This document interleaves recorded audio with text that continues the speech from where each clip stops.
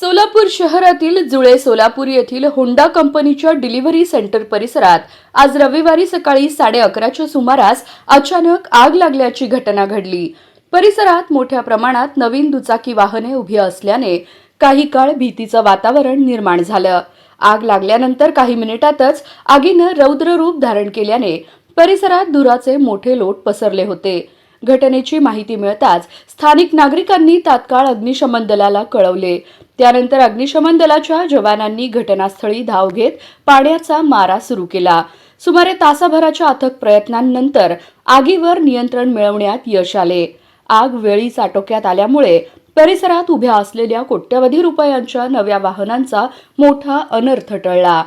या घटनेत कोणतीही जीवितहानी झालेली नाही, मात्र आगीमुळे परिसरात काही काळ गोंधळाचे वातावरण निर्माण झाले होते। आग लागण्याचे नेमके कारण अद्याप समोर आलेले नसून संबंधित यंत्रणांकडून तपास सुरू आहे।